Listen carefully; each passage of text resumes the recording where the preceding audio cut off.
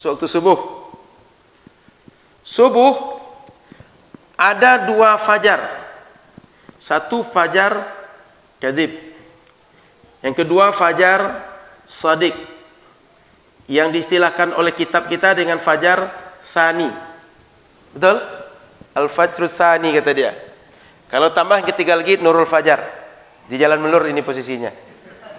Ya. Jadi fajar kadzib, fajar shadiq. Apa maksud fajar kadzib ini? Di awal pagi itu muncul cahaya sekelabat saja, sekilas saja. Dia lurus ke atas seperti meteor yang muncul, atau seperti kayak kita melemparkan kembang api. Ya, kembang api ya. Kembang api naik ke atas sekilas, nampak terang. Orang mengira, oh sudah pagi. Itu belum masuk waktu subuh itu. Tapi begitu muncul cahaya ini perlahan muncul, menyebar, sifatnya horizontal, lama-kelamaan terus terang, namanya fajar shadiq. Begitu cahaya yang sudah melebar tadi muncul, itu baru tanda subuh masuk.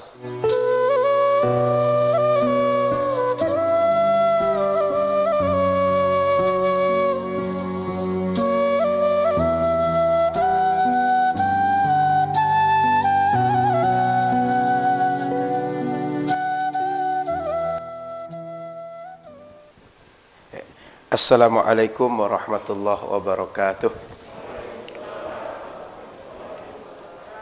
Bismillahirrahmanirrahim. Alhamdulillahirabbil alamin. Allahumma shalli wa sallim ala sayyidina Muhammadin. Qala subhanaka la ilma lana illa ma 'allamtana innaka antal alimul hakim. Wa qala rabbi shrah li sadri wa yassir li amri wahlul 'uqdatam min lisani yafqahu qawli. Alhamdulillah, jamaah yang dimuliakan Allah Subhanahu wa taala. Malam ini kita kembali berjumpa untuk melanjutkan kajian kita fikih dan fikih mazhab Syafi'i. Alhamdulillah sudah sampai pada pembahasan tentang salat malam ini insyaallah. Dan karena Ramadan sudah dekat, ada kemungkinan pekan depan dan setelahnya kita bahas tentang fikih puasa agar ada ilmu sebelum Ramadan. Nanti kalau memungkinkan di Ramadan kita sempurnakan lebih luas pembahasannya, supaya sebelum Ramadan kita punya ilmu yang terkait rukun, syarat, dan yang membatalkan puasa. Jangan sampai sudah terjadi batal puasa baru bertanya, atau sudah terjadi hal-hal yang meragukan baru tanya, Ustaz kemarin begini, batal tidak? Insyaallah pekan depan dan pekan kedua setelahnya, kan 2 pekan lagi sebelum Ramadan ya. Besok dan selanjutnya masih di luar Ramadan kan ya? Ada kemungkinan 2 lagi ya. Insyaallah kalau sekalipun kita usahakan cukup, mudah-mudahan bisa 2 kita bahas untuk persiapan puasa di luar Ramadan insyaallah. Masih bisa Pak? Ya, 2 kali ke depan masih bisa ya? Masih bisa? Baik, insyaallah. Baik, kita bahas halaman 29 di buku terjemahan yang seperti ini. Kitabus Shalah, halaman 29. Kitabus Shalah. Ini pembahasan bab yang membahas tentang salat. As-salatul mafrudatu khamsun. Salat yang difardukan, yang diwajibkan oleh syariat 5 salat. Az-zuhru, pertama salat zuhur. Wa awwalu waqtiha zawalus syamsi wa akhiruhu idza sara dhillu kulli syai'in mithlahu ba'da dhilliz zawali. Dan waktu masuk zuhur itu adalah sejak terjadi zawal. Matahari sudah beralih arah cahayanya, yang tadi dari timur ke barat, sekarang sudah dari barat ke timur. Setelah lewat tengah-tengah, berarti sekarang posisinya bagian barat dari tengah-tengah sudah ke arah timur. Dan berakhir waktu zuhur ini apabila benda bila kita letakkan di tempat yang terbuka langsung kena cahaya matahari, itu bayangnya sama panjang dengan benda yang kita tegakkan tadi. Misalnya ada benda 1 meter, kita tegakkan lalu muncul bayangan ke arah timur dari barat. Kan matahari sudah dari arah barat pertengahan ke arah timur, sama panjang benda tadi dengan bayangnya. Kalau benda 1 meter, bayangnya 1 meter, habis waktu zuhur. Salat yang kedua, wal asru, yaitu asar. Wa awwal waqtiha az-ziyadatu ala dhillil mithli wa akhiruhu fil ikhtiyar illa dhillil mithlaini wa fil jawazi ila ghurubish syamsi. Waktu asar masuk ketika bayang-bayang benda sudah lebih panjang sedikit dari benda yang kita tancapkan di tempat terbuka. Jadi tadi apabila benda kita taruh, bayangnya sama panjang dengan benda. Sekarang sudah lebih panjang daripada benda yang kita tancapkan. Maka masuk waktu asar. Dan akhir waktu yang boleh kita undurkan atau melambatkan pelaksanaan salat adalah sampai waktu apabila benda itu ditegakkan di tempat terbuka, bayangnya sudah 2 kali lipat dari benda tadi. Contoh, benda ini kita letak di tempat terbuka, apabila bayangan terbentuk, maka bayangan ke samping itu sudah 2 kali lipat dari panjang benda ini. Sampai waktu itu kita masih diperkenankan salat asar, belum dilarang oleh syariat memperlambat. Wa fil jawazi ila ghurubish syamsi, dan masih boleh melaksanakannya tapi makruh hukumnya apabila kita tunda sampai waktu maghrib masuk. Artinya sudah di ujung-ujung waktu baru kita kerjakan. Boleh tapi makruh seperti itu. Kenapa? Nyaris waktu tidak lagi bisa sholat kalau kita di ujung. Ada beberapa istilah sini, ada ikhtiyar, kemudian ada jawaz, nanti kita perjelas insyaallah. Wal maghribu, salat yang ketiga. Wa waqtuha wahidun, waktunya satu saja. Apa itu? Wa huwa ghurubus syamsi, yaitu tenggelamnya matahari. Wa bi miqdari ma yu'adhdhinu wa yatawaddau wa yasturul awrata wa yuqimus salata wa yusalli 5 raka'atin. Menurut pendapat yang jadid Imam Syafi'i, waktu salat maghrib itu adalah setelah tenggelam matahari ditambah dengan waktu seseorang azan, lalu dia berwudu, dia kemudian menutup aurat, kemudian dia salat, dan setelah itu salat 5 rakaat, habis waktu maghrib. Maknanya kalau misalnya jam 6.30 masuk waktu maghrib atau tenggelam matahari, dia azan, kemudian bersuci, kemudian dia melakukan berbagai hal terkait dengan persiapan solat, taharah dan segala macam, lalu dia tegakkan solat maghrib. Setelah itu dia kerjakan 5 rakaat solat yang ukurannya sedang, tidak terlalu panjang, tidak terlalu pendek, habis waktu maghrib. Nanti kita bahas lebih lanjut. Wal isya'u, dan salat yang keempat yaitu isya'. Wa awwalu waqtiha idza ghaba asy-syafaqul ahmaru wa akhiruhu fil ikhtiyar ila thuluthil laili wa fil jawazi ila tulu'il fajr tsani. Dan salat yang keempat yaitu salat isya'. Awal waktu isya' atau pertama masuk waktu isya' apabila sudah hilang, biasanya di awal malam ada warna agak kemerahan di langit. Kalau sudah hilang warna itu, sudah gelap semua, itu masuk waktu isya'. Dan masih boleh melaksanakan isya' ini, belum dilarang oleh syariat bila kita kerjakan sampai 1/3 malam. Dan setelah itu masih boleh agak kita undur sedikit, tapi makruh dari 1/3 malam sampai subuh. Itu masih boleh, tapi makruh. Kenapa? Khawatir kalau sudah di ujung waktu nanti kelewat waktu isya sehingga kita berada di waktu subuh. Wa fil jawazi, waktu yang boleh tapi makruh tadi sampai terbit fajar yang kedua. Nanti kita jelaskan istilah-istilah ini. Wa subhu, dan salat yang kelima adalah salat subuh. Kadang disebut juga dengan salat fajar. Wa awwal waqtiha tulu'ul fajri tsani, masuknya waktu subuh ketika terbit fajar yang kedua.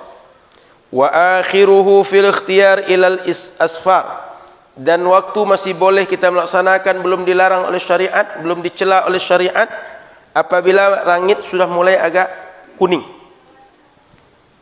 Wa fil jawazi ila tulu'is syamsi, dan boleh mengerjakan juga di ujung waktu, tapi itu sudah makruh apabila dari waktu langit mulai kuning sampai terbit matahari.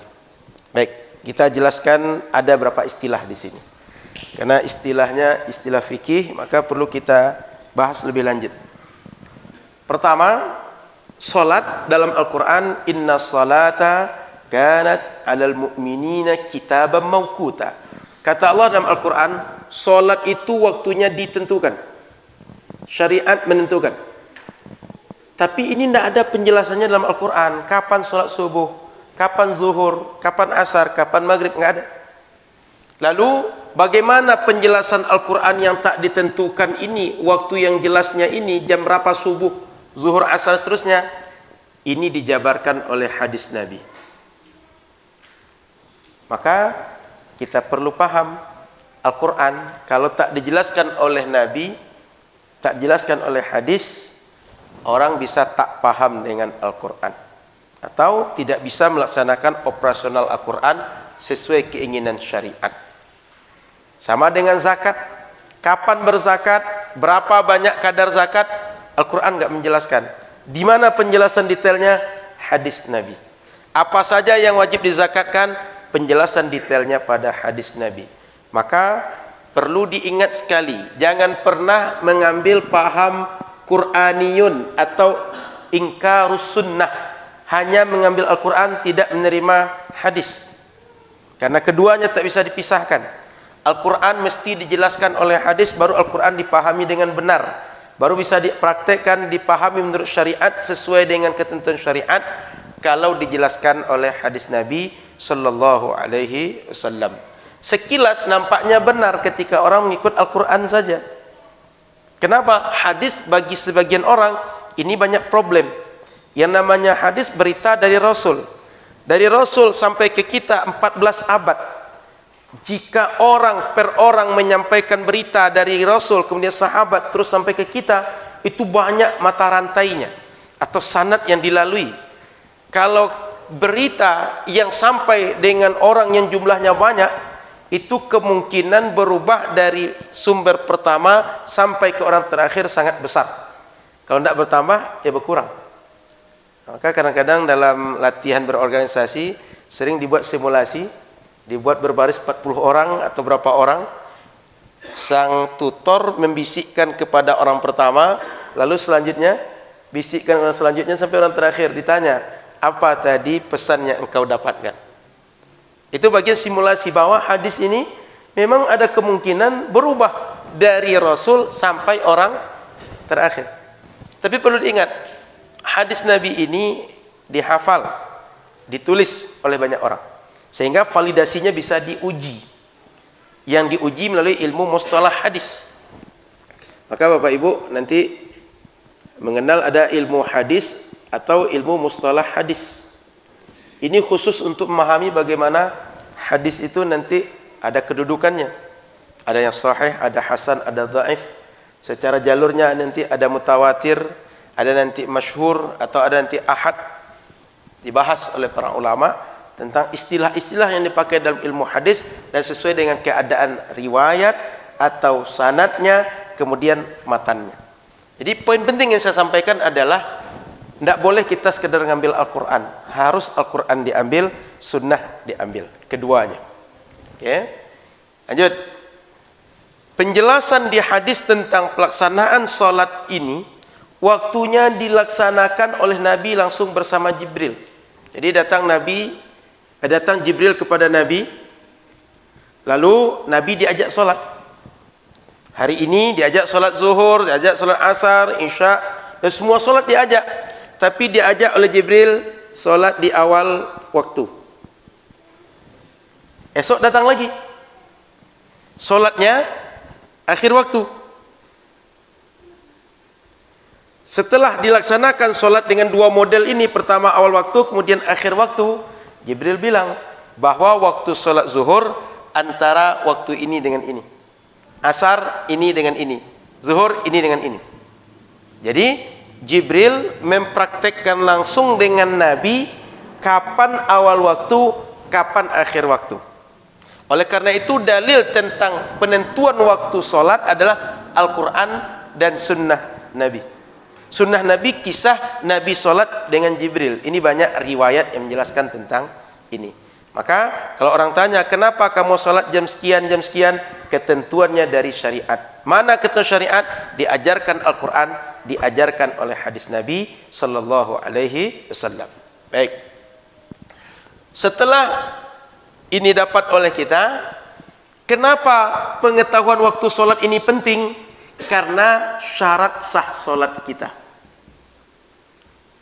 Orang kalau nggak tahu waktu solat, dia bisa solat sebelum waktunya atau di luar waktu.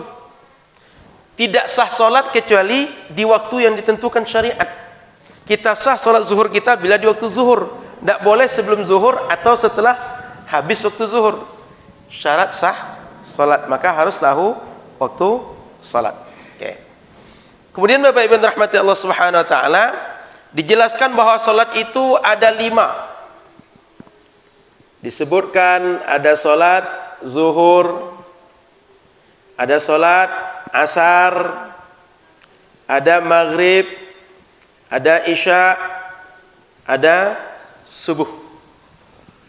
Masing-masing waktu diberikan penjelasan tentang kapan waktu pertama, kapan terakhir, kapan waktu boleh dikerjakan, kapan dipaksa harus mengerjakan. Maka ini solat 5 waktu. Kemudian Bapak Ibu rahmati Allah, kalau kita bahas, atau kita ingat apa yang kita baca tadi, waktu solat tidak berdasarkan jam 10.20, 6.25, enggak begitu. Kenapa? Karena waktu itu peradaban belum semaju sekarang. Orang waktu itu belum punya jam tangan. Maka menentukan cara kapan kita solat, kapan kita mulai, kapan berakhir, yang paling mudah dan semua orang bisa menyaksikan adalah perjalanan matahari dan bayang yang muncul akibat perjalanan matahari tadi. Itu dimanapun orang bisa melakukan. Maka di buku tadi dijelaskan waktu zuhur sekian, isya sekian dan seterusnya. Jadi itu adalah kondisi di saat itu. Di saat ini kalau kita ingin menentukan waktu sholat, boleh dengan itu, boleh juga dengan kemajuan ilmu pengetahuan. Seperti ada ilmu falak.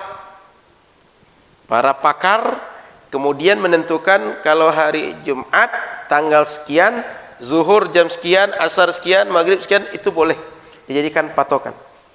Dan alat untuk kita mengetahui, boleh pakai jam tangan, boleh pakai alat jam elektronik, boleh pakai HP kita, boleh pakai laptop kita, boleh pakai benda apapun, yang penting dia valid, sehingga kita sholat di waktunya, tidak di luar waktu.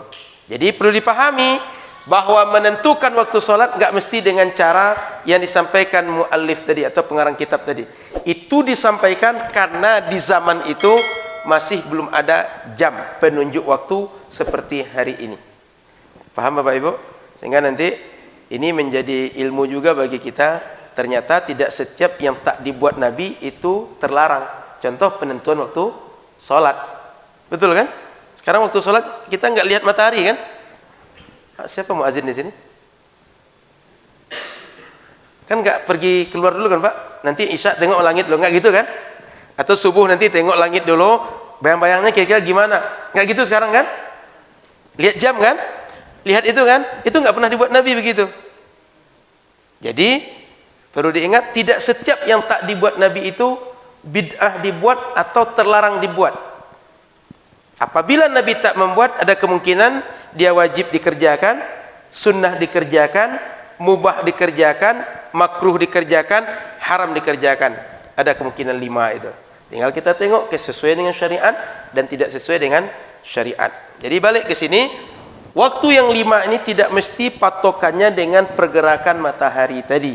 Tapi boleh hari ini kita lihat dengan jam yang sudah ada atau ilmu pengetahuan dalam mengukur pergerakan benda tadi, lalu kita dapat informasi yang sudah instan.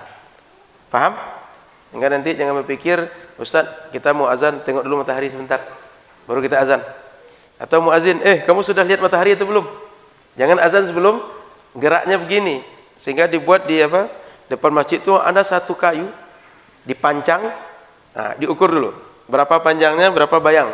Sudah sesuai, baru kita azan zuhur. Sudah lebih sedikit, baru kita masuk waktu asar. Enggak ada begitu kan? Sesalafi apapun masjid atau sewahabi apapun masjid enggak akan memeriksa begitu. Enggak akan pernah lihat dia matahari seperti apa, enggak.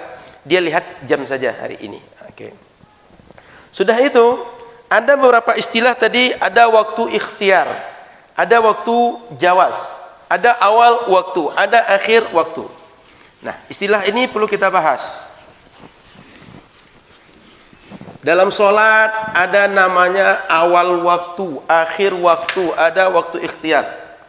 Jadi awal, wa awwalu waqtiha katanya. Kemudian ada akhir. Kemudian ada ikhtiar. Kemudian ada waktu jawaz. Betul di buku tadi? Ada jawaz, ada ikhtiar. Ini istilah yang muncul di buku kita. Sebelum masuk ke sini, salat ini dalam term para ulama usul fikih disebut waktunya wajib muwassa'. Sehingga wajib dari segi waktu lapang atau sempit ada namanya wajib muwassa'. Ada mudayyak. Muwassa' ini artinya apa? Waktu melaksanakan ibadah lebih banyak dari waktu yang dibutuhkan pelaksanaan ibadah itu sendiri. Contoh, kita sholat paling berapa menit? 5 atau 10 menit? Katakan setengah jam lah satu kali sholat. Coba tengok waktu zuhur. Kita katakan 30 menit sholat zuhur. Waktu zuhur coba tengok dari jam kita yang di situ. Berapa lama kira-kira? 3 jam ada, Pak? Oke. 3 jam waktu kita boleh zuhur. Artinya masuk zuhur sampai asar waktunya 3 kira-kira. 30 menit dengan 3 jam sama banyak atau 3 jam lebih banyak dibanding 30 menit? Lebih. Artinya waktu yang dibutuhkan menegakkan sholat lebih waktu yang diperkenankan kita melaksanakan sholat lebih luas dibanding waktu yang real kita butuh mengerjakan sholat, namanya wajib muwassa'.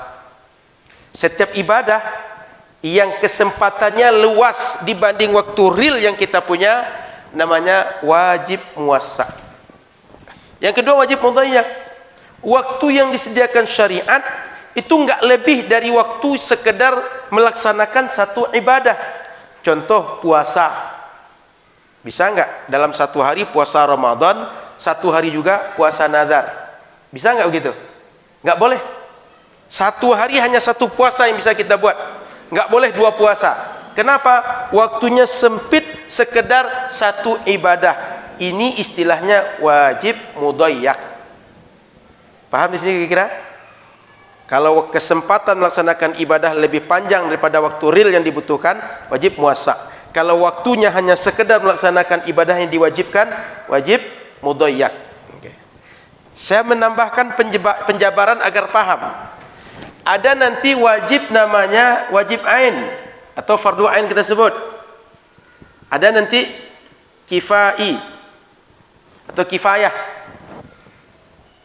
Setiap orang apabila dilihat radius atau siapa orang yang harus mengerjakan, ada wajib ain. Setiap orang harus melakukan. Ada wajib kifayah. Semua orang diwajibkan, tapi yang harus mengerjakan sebagian saja. Jika sebagian mengerjakan, sudah gugur kewajiban semuanya. Maka perlu diingat, wajib itu Kalau kita bahas lebih panjang, para ulama membaginya dari aspek yang berbeda-beda, istilahnya banyak muncul nanti. Ada wajib muwassa', ada mudayyak, ada wajib ain, ada wajib kifayah. Dan ada lagi istilah-istilah lain yang muncul. Ini sebagai penjabaran supaya kita paham, waktu sholat ini sebenarnya wajib muwassa'. Apa artinya? Waktunya lapang.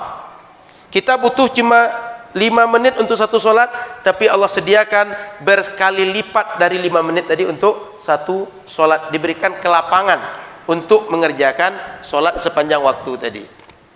Baik. Kemudian ada awal waktu. Awal waktu artinya masuk waktu atau mulai kita sudah boleh melaksanakan sholat. Bila sudah masuk waktu itu, boleh kita sholat. Orang mau azan atau tidak, kita boleh sholat. Azan itu bukan penentu waktu. Azan itu adalah cara memberitahu orang waktu sudah masuk. Paham ya? Bukan penentu waktu. Azan itu cara memberitahu orang waktu sudah masuk. Maka para muazin mesti hati-hati betul dalam azan. Kenapa? Orang diberitahu, maka pastikan informasi kita valid. Sebab pengaruh ada kepada ibadah. Yaitu kalau sempat orang sholat belum masuk waktu, azan sudah dikumandangkan, lalu ada orang sholat gara-gara kita azan, dia akan sholat di luar waktu. Tidak sah sholat dia. Kalau Ramadan, ada orang yang akan berbuka, akan berhenti sahur berdasarkan azan orang yang azan tadi. Kalau salah, orang bisa berbuka lebih awal dari waktu yang ditentukan syariat. Kalau salah, bisa jadi dia masih sahur sementara dia tak boleh lagi makan saat itu. Jadi mesti seorang yang betul-betul teliti, informasinya valid dalam menentukan waktu sholat. Maka muazin itu salah satu kewajibannya adalah bersifat amanah. Orang akan percaya dia. Orang kan jarang sekarang itu. Kalau sudah azan masjid, jam berapa sekarang? Betul azan tidak? Saya nggak pernah begitu. Boleh katakan jarang betul lihat. Jam sekian kok sudah azan. Jarang begitu sekarang. Kalau sudah dengar azan, wudu ke masjid. Atau kalau sedang sholat di rumah, kan kita pandemi kemarin kan diharuskan di rumah. Begitu sudah dengar azan, semua kita sholat di rumah masing-masing. Maka awal waktu sholat sudah masuk, ini hati-hati betul. Sekali lagi, kalau waktu sudah masuk, kita boleh sholat meskipun tak terdengar azan. Kenapa? Mungkin masjid listrik mati, muazin tidak azan, atau muazin lalai, dan seterusnya. Kemudian akhir, ini limit terakhir, sudah tidak boleh lagi setelah ini nih. Limit akhir, kita nggak boleh mengerjakan sholat lagi. Kalau mengerjakan di waktu di ujung ini, kita sudah dianggap mengerjakan di luar waktu yang ditentukan syariat. Tapi perlu diingat, kewajiban nggak akan gugur kecuali sudah dikerjakan. Maka meskipun di akhir ada ketentuan nanti, apalagi setelah lewat waktu akhir ini. Oke. Yang ketiga, ikhtiar. Ikhtiar ini artinya sudah masuk waktu sholat, lalu ada rentang waktu ke depan yang kita boleh memilih kapan mengerjakan dan belum dilarang atau dicela oleh syariat. Masih waktu toleransi lah. Paham maksudnya? Artinya kalau kita kerjakan, contoh waktu sholat awal di sini, ini akhir, ini awal waktu terbaik. Lalu sampai di sini kita masih diberikan toleransi mengerjakan. Di sini ini mau tak mau harus dikerjakan. Kalau tidak dikerjakan juga bisa-bisa ini lewat sholat. Nah, inilah baru istilahnya waktu jawas tadi. Dan jawas ini sering dikatakan ulama ma'al karohah. Boleh tapi makruh. Sholat sudah di ujung seperti ini. Paham ya? Waktu yang ditolerir kita mengundur, memperlambat atau tak segera mengerjakan sholat dari awal waktunya sampai sebelum ujung waktu. Itu waktu ikhtiar dalam istilah buku yang kita baca tadi. Yang kedua ada waktu jawas. Jawas itu maksudnya boleh mengerjakan di waktu yang antara interval ini, tapi sudah makruh dikerjakan. Contoh, Isya jam berapa tadi? Isya nanti? Kan situ ada tuh. Kita tengok. 36, Pak. Katakan waktu Isya maghrib tadi jam 26. 19.26. Waktu Isya nanti 36. 35. Orang kira-kira dia berwudu, tutup aurat, lalu berangkat untuk melaksanakan ke solat di tempat dia solat, kemudian pokok sekala persiapan tambah solat, berapa menit kira-kira butuh waktu? Dia taharah, wudu, tutup aurat, lalu bersedia untuk solat, mengarah kiblat segala macam, kemudian solat, kira-kira berapa itu semuanya butuh? 10 menit cukup? Cukup 10 menit? Oke. Ini 19.35, sudah habis waktu maghrib. Apabila orang ini 19.25 baru mau melaksanakan solat, ini namanya waktu masih diperbolehkan solat tapi makruh. Paham? Kalau dari 18.26 sampai 19.25 dia solat, itu waktu ikhtiar. Waktu yang diberikan keleluasaan oleh syariat melaksanakan solat dan belum dicela oleh syariat. Paham? Jadi kalau kita memilih mana waktu terbaik untuk solat, nih di awal. Setelah itu sampai 19.25 kalau praktek Isya. Jangan sampai 19.25 sampai 19.35. Kenapa? Kalau itu baru kita melaksanakan sholat, nyaris-nyaris kita nggak dapat sholat. Paham? Nah, itu istilah yang dibaca di buku kita tadi. Baik, saya lanjutkan. Ada waktu sholat masing-masing. Pertama waktu zuhur tadi dijelaskan. Zuhur katanya masuk waktunya setelah zawal. Zawal itu matahari kan bergerak dari timur ke barat. Nanti kalau tengah-tengah itu kan kalau kita berdiri itu bayangkan sama lurus dengan badan kita, nggak nampak ke depan, nggak nampak ke belakang. Betul? Itu istiwa namanya. Kalau kita menyebut garis khatulistiwa pertengahan, itu berasal khat al-istiwa. Lalu orang kita menyebutnya khatulistiwa. Asalnya khatul istiwa, garis pertengahan. Ketika matahari sedang di tengah, itu masih istiwa, lalu lewat sedikit ke arah barat, sehingga cahayanya ke arah timur. Ini namanya zawal. Kita akan sering menyebut waktu pertengahan itu kan jam 12 kan ya. Kalau sudah 12 lewat, 12 ke atas, itu sudah disebut zawal. Sedangkan pertengahan matahari itu kan nggak mesti jam 12 setiap hari. Cuma kita sering menyebutnya jam 12 tengah hari. Tengah matahari ini, perjalanan matahari ini berdasarkan perjalanan dia, baru dia tengah. Ya. Sejak zawal katanya sudah lewat dari pertengahan tadi sampai kapan? Ada benda, kita tegakkan benda di tempat terbuka, tingginya 1 meter. Bayang benda akan otomatis kalau ini barat, ini timur, dia akan ke sini bayang dia. Jika ini sudah 1 meter juga, maka habis waktu zuhur. Paham? Benda 1 meter, bayangnya 1 meter juga. Asar. Apabila bayangnya sudah lebih panjang dari ini, kan sudah lewat berarti dari waktu zuhur. Lebih panjang sedikit, sudah lewat dia, maka masuk waktu asar. Terakhirnya tenggelam matahari. Lalu maghrib. Maghrib ini ada yang iskal nanti. Ada 2 persepsi tentang waktu maghrib. Di kitab kita, waktu maghrib 1 kata dia. Apa itu? Kita siap-siap sholat, lalu sholat, lalu 5 rakaat sholat. Itu udah habis waktu maghrib. Betul kan? Siap-siap sholat, kita bertoharoh, azan, tutup aurat, menghadap kiblat, kita laksanakan sholat maghrib 3 rakaat. Setelah itu kita buat 5 rakaat lagi, sudah habis waktu maghrib. Ini pendapat Imam Syafi'i dalam Qaul Jadid. Sementara yang kedua adalah habisnya waktu maghrib ini ketika masuk Isya. Kalau sudah masuk Isya, itu habis waktu maghrib, tidak ditentukan dengan 5 rakaat tadi.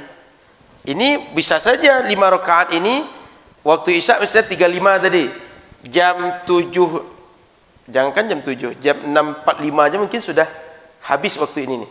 Kalau dikerjakan 3 rakaat maghrib tambah 5 rakaat, 45 mungkin dah habis. Oleh karena itu ada persepsi yang kedua, yaitu sebelum Isya, yaitu 19.35, berarti sebelum 19.35 masih waktu Isya. Ini qaul qadim. Apa qaul jadid, qaul qadim ini? Qaul jadid ini adalah pendapat-pendapat Imam Syafi'i setelah beliau berada di Mesir. Sebelumnya Imam Syafi'i, beliau dilahirkan di Gaza, lalu berangkat ke Makkah, belajar ke Madinah, lalu belajar juga ke Yaman, lalu beliau ke Irak, Baghdad dan sekitarnya, lalu balik lagi ke Makkah, lalu balik lagi ke Baghdad, Baghdad ke Mesir. Di Mesir kemudian meninggal. Ketika beliau berangkat ke Mesir yang kedua, di situ muncul fatwa-fatwa beliau yang itu khas dengan fatwa beliau, disebut dengan qaul jadid. Sedangkan fatwa-fatwa beliau sebelum beliau berangkat ke Mesir disebut qaul qadim.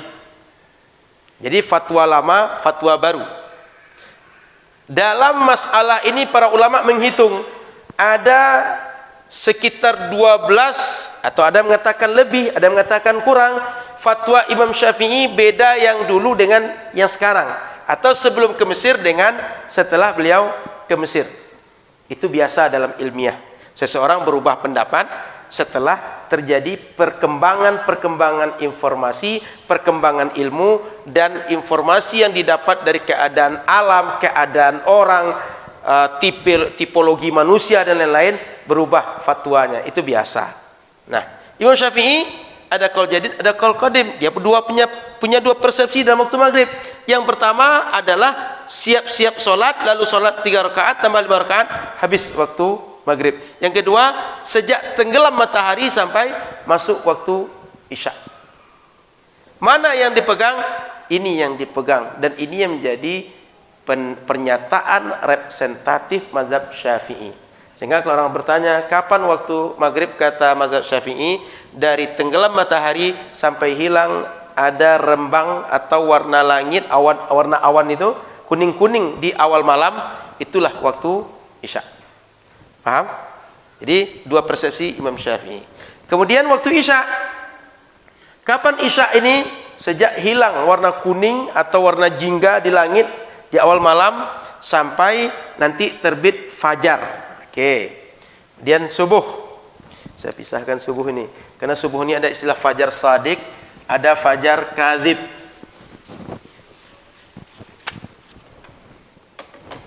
Masuk waktu subuh. Subuh ada 2 fajar. Satu fajar kadzib. Yang kedua fajar shadiq, yang diistilahkan oleh kitab kita dengan fajar tsani. Betul? Al-Fajrul Tsani kata dia. Kalau tambah yang ketiga lagi Nurul Fajar. Di jalan melur ini posisinya. Ya. Jadi fajar kadzib, fajar shadiq. Apa maksud fajar kadzib ini? Di awal pagi itu muncul cahaya sekelabat saja, sekilas saja. Dia lurus ke atas seperti meteor yang muncul, atau seperti kayak kita melemparkan kembang api. Ya, kembang api ya, kembang api naik ke atas sekilas, nampak terang. Orang mengira, oh sudah pagi. Itu belum masuk waktu subuh itu. Tapi begitu muncul cahaya ini perlahan muncul, menyebar, sifatnya horizontal, lama kelamaan terus terang, namanya fajar shadiq. Begitu cahaya yang sudah melebar tadi muncul, itu baru tanda subuh masuk. Paham ya? Yang satu tabiatnya vertikal dan sekilas, yang satu lagi horizontal, dan dia terus bertahap dan dia terus meluas. Ini yang menjadi standar waktu subuh. Itu fajar shadiq atau fajar tsani dalam kitab kita. Kenapa disebutkan ini? Karena memang keduanya terjadi. Terutama bagi orang yang perhatikan. Orang sekarang jarang perhatikan, maka istilah ini nggak paham. Orang dulu dia perhatikan, mereka amati. Maka ada fajar kadzib, ada fajar shadiq. Nah, masuk waktu subuh kalau ini sudah terjadi. Bila ini sudah terjadi, orang yang sahur itu mesti berhenti makan. Nggak boleh lagi makan. Waktu subuh sudah masuk dan waktu itu puasa mesti dimulai. Oke. Nah, kemudian di sana katanya ada waktu isya ini waktu ikhtiar. Kemudian ada waktu jawaz. Kapan waktu ikhtiar ini sampai sepertiga malam. Lalu waktu jawaz ini ketika sudah di ujung malam. Artinya isya sampai sepertiga malam ini masih boleh kita kerjakan, masih ditolerir. Gak apa-apa agak lambat sedikit. Tapi sebaiknya di awal waktu. Afdolnya di awal waktu. Oke. Fajar shadiq, fajar kazib sudah. Ini teori ini sekedar kita kalau nanti hendak lihat jam, kita bisa menentukan, oh sudah masuk waktu subuh, ini sudah masuk waktu isya. Kan mungkin saja kita nanti terjadi suatu saat kita mungkin masuk ke hutan, kita naik gunung atau ada ekspedisi apa, jam nggak ada penanda yang lain. Alam inilah yang menandakan waktu sholat kita. Kira-kira paham penjelasan ini? Paham ya? Oke. Saya tambahkan sedikit. Dari keterangan ini ada berapa maklumat yang perlu kita pahami. Bapak Ibu yang dirahmati Allah Subhanahu wa taala, selain yang kita bahas tadi, ada istilah-istilah dan ada beberapa pengetahuan yang dijelaskan oleh ulama pada kita. Pertama tentang isya.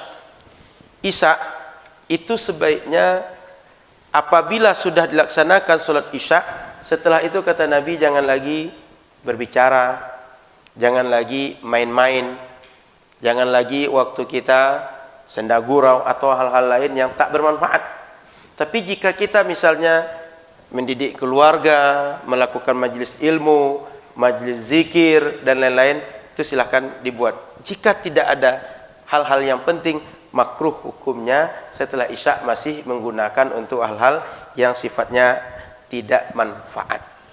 Kemudian Bapak Ibu yang dirahmati Allah Subhanahu wa taala, apabila waktu sholat sudah masuk, kita enggak ada hal-hal yang mesti tidur kita.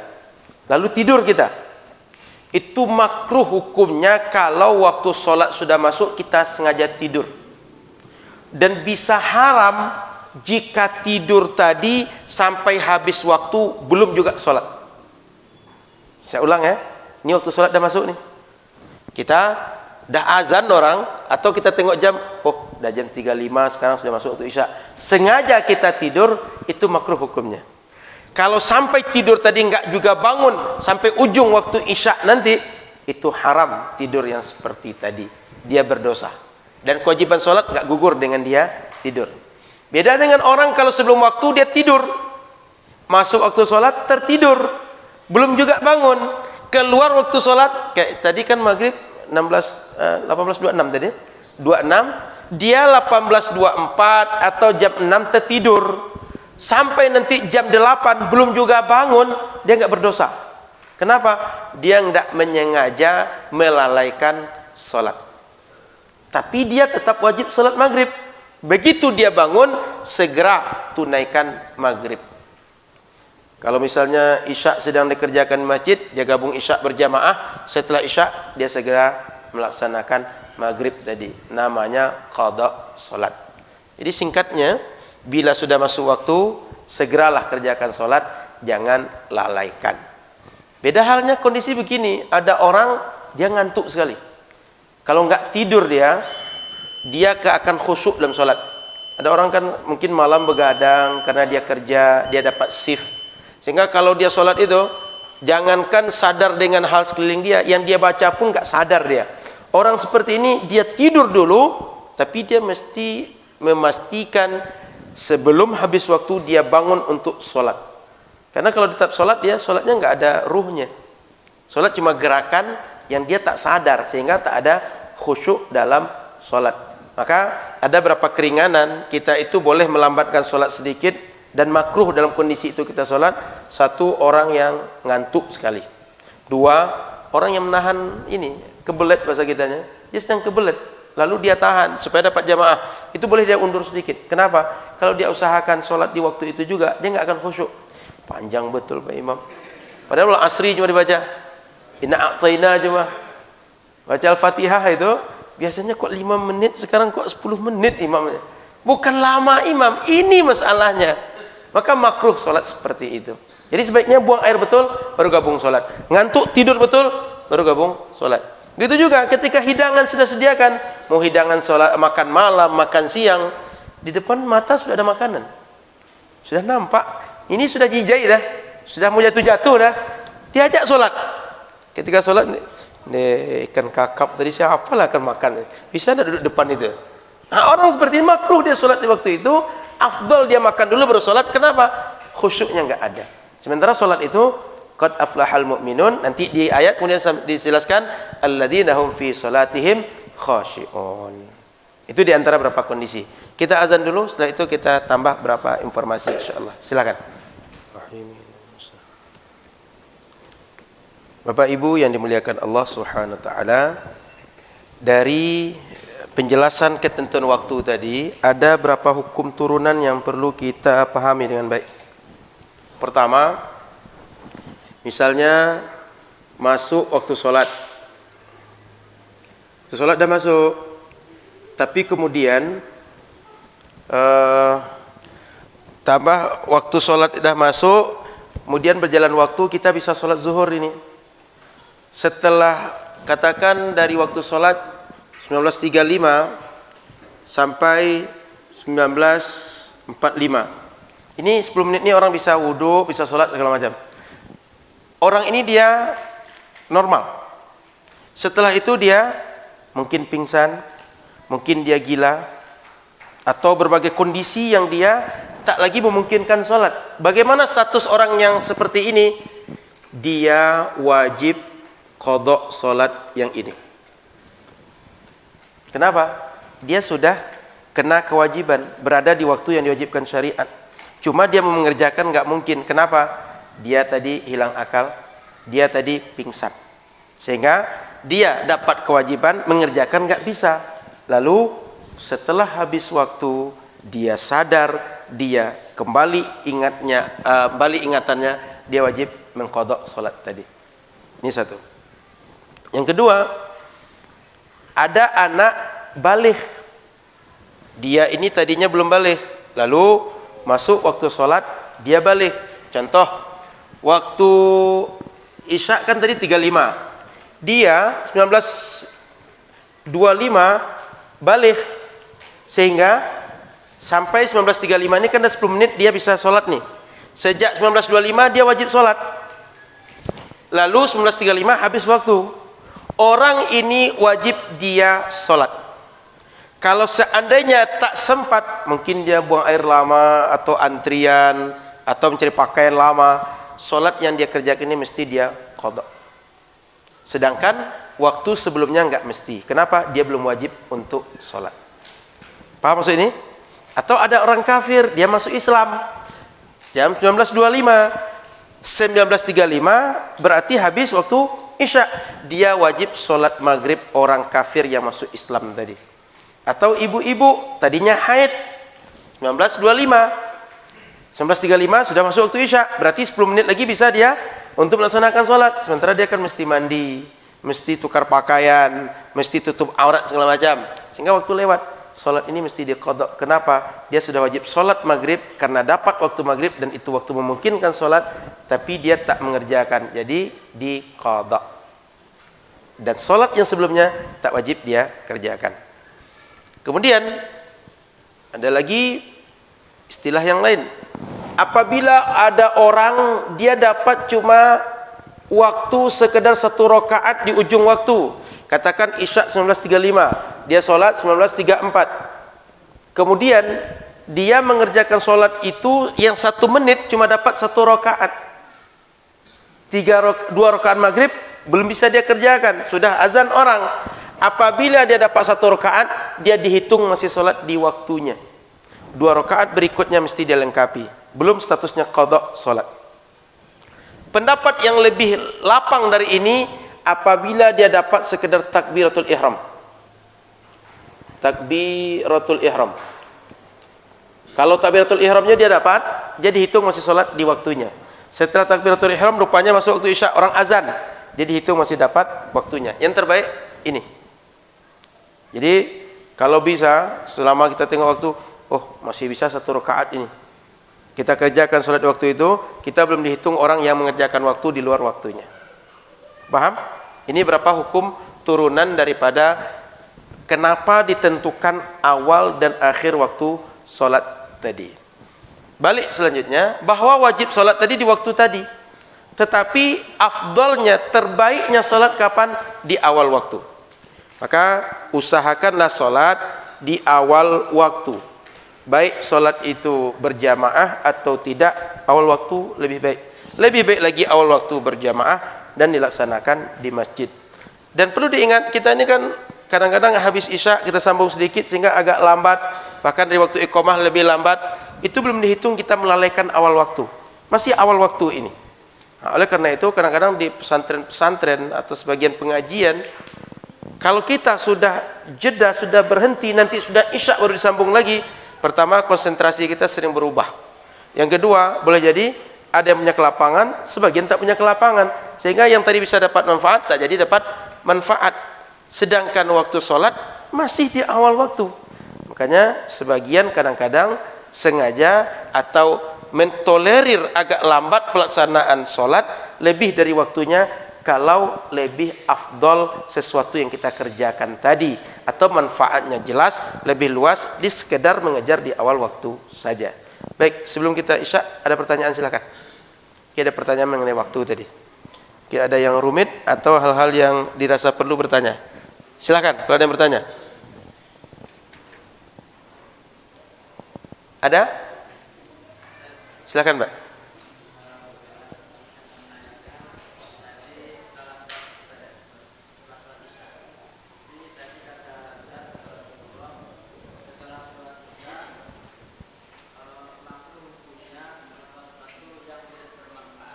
Baik.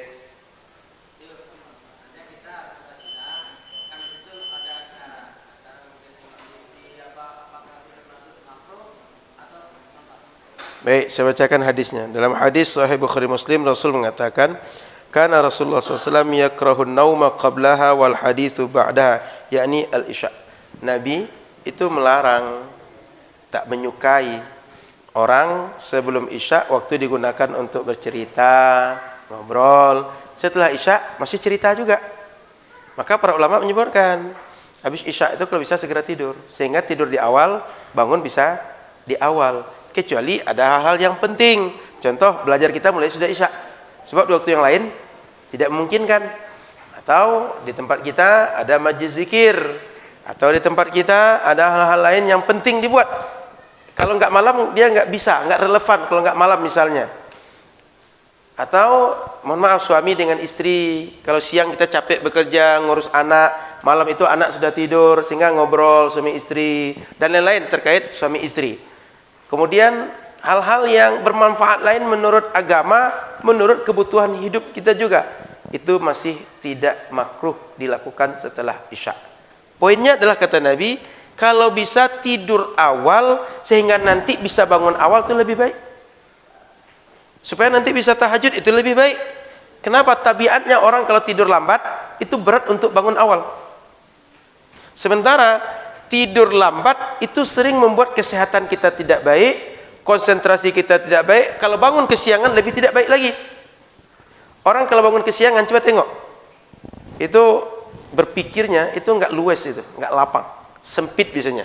Maka orang kalau sering bangunnya telat, kesiangan, itu cirinya mudah emosian, mudah marah, mudah tergesa-gesa.